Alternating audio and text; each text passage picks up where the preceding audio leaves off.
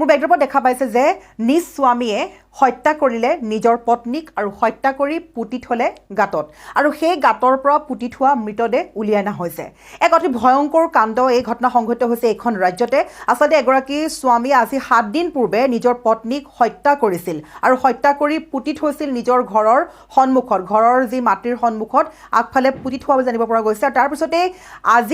আজিৰ দিনটোত সেই মৃতদেহ খান্দি ওলোৱাৰ পাছতে উদ্ধাৰ কৰিছে আৰক্ষীয়ে আৰু তাৰ পিছতে স্বামীয়ে আত্মসমৰ্পণ কৰা বুলি জানিব পৰা গৈছে এই সন্দৰ্ভত এই ভয়ংকৰ খবৰ লৈ আহিছে এই মুহূৰ্তত প্ৰত্যেকগৰাকী দৰ্শকৰ বাবে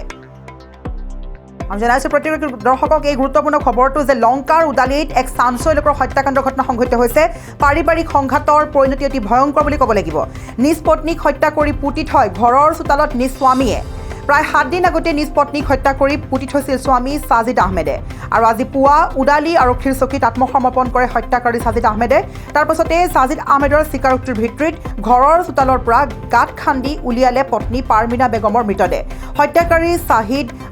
আহমেদক জেৰা অব্যাহত ৰাখিছে আৰক্ষী আৰু বৰ্তমান হুজাই আৰক্ষীৰ তদন্ত প্ৰক্ৰিয়া অব্যাহত আছে এই সন্দৰ্ভত আমাৰ হাতত যি ভিজুৱেলছ আহি পৰিছে দবগাৰ পৰা আমাৰ সাংবাদিক লুৎফুৰা ৰেহমানৰ হাতত আহি পৰিছে সমগ্ৰ দৃশ্যাংশ আমি সেই দৃশ্যাংশ দেখাব চেষ্টা কৰিছোঁ আচলতে কিদৰে 7 দিন পূৰ্বে এইগৰাকী স্বামীয়ে আচলতে হত্যা কৰিছিলে নিজৰ পত্নীৰ নাম হৈছে পাৰবিন বেগম আৰু পাৰবিন বেগমক হত্যা কৰি পুতি থৈছিলে পাৰিবাৰিক সংঘাতৰ বাবে এইদৰে হত্যা কৰি পুতি থৈছিল ঘৰৰ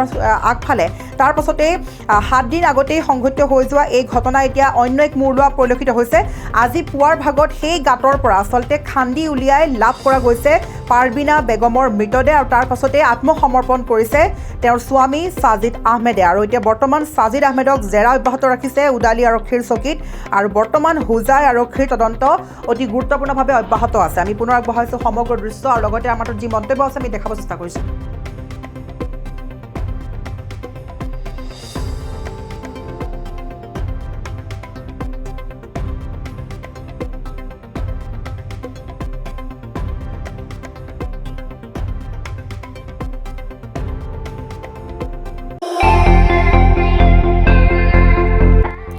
আপুনিও ভুগিছে নেকি গেছৰ সমস্যাত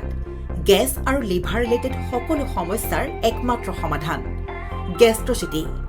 বডজম এচিডিটি ফেটি লিভাৰ পাইলছকে আদি কৰি ভিন্ন গেছৰ সমস্যাৰ সমাধানৰ বাবে কেৱল আপোনাৰ কাষত গেষ্ট্ৰচিটি